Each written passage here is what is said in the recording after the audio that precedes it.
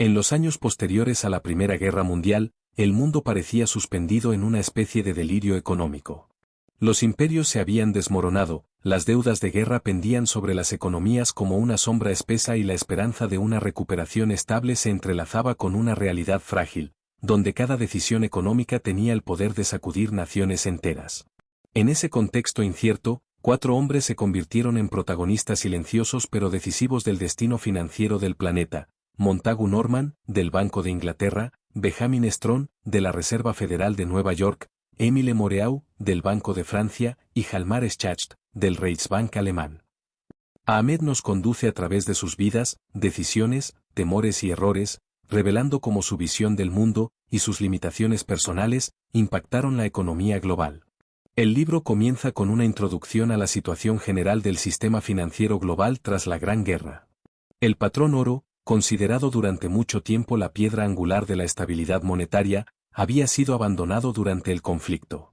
Restaurarlo era, en los ojos de estos banqueros, una misión casi sagrada. Significaba devolver la confianza, la disciplina y el orden a un sistema que había quedado hecho jirones. Pero esa restauración implicaba sacrificios sociales inmensos, y una comprensión limitada del nuevo panorama económico.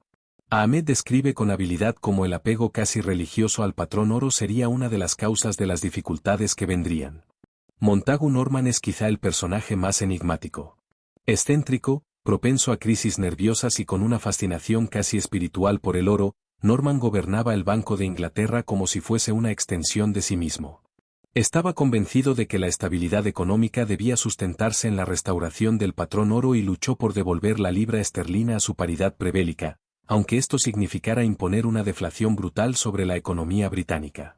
Su amistad profunda y casi simbiótica con Benjamin Strong sería crucial durante los años 20.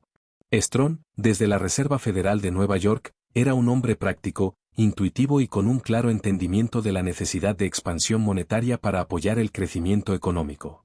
Su influencia evitó que las ideas de Norman dominaran por completo el escenario internacional.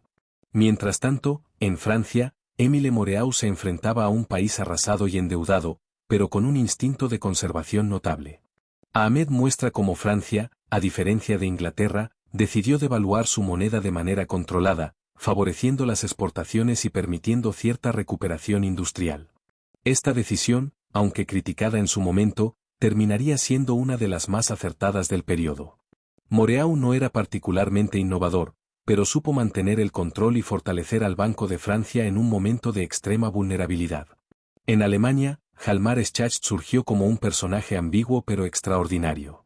Su papel en la estabilización del marco tras la hiperinflación de 1923 lo convirtió en una figura casi mítica.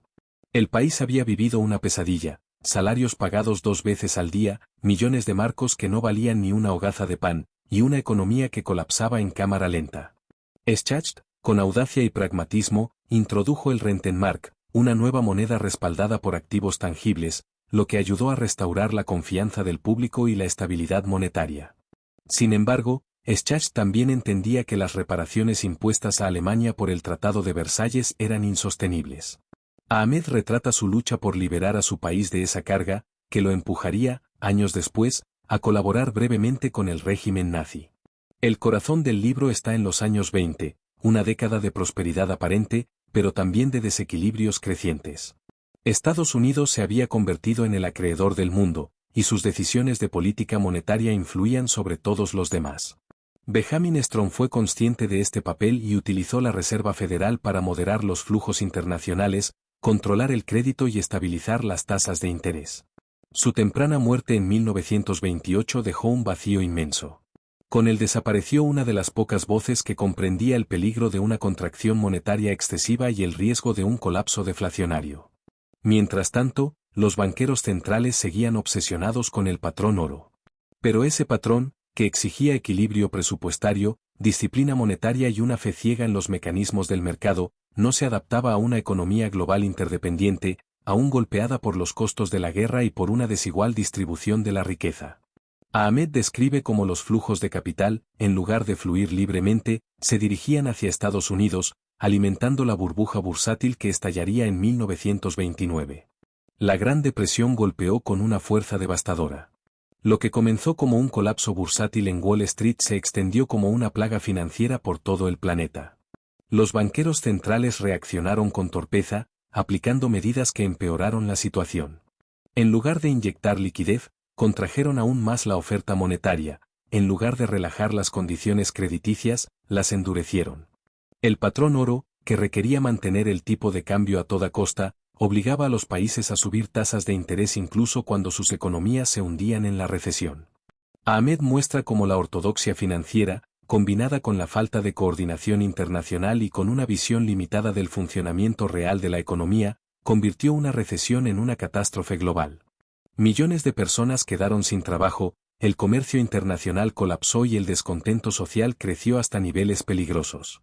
En ese contexto, muchas democracias comenzaron a tambalearse, y en países como Alemania, el sufrimiento económico alimentó el ascenso de ideologías totalitarias.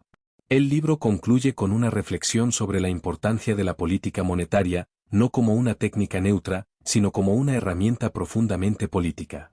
Ahmed deja claro que las decisiones tomadas por unos pocos hombres, en despachos lejanos, con poca transparencia y escasa supervisión democrática, pueden tener consecuencias monumentales.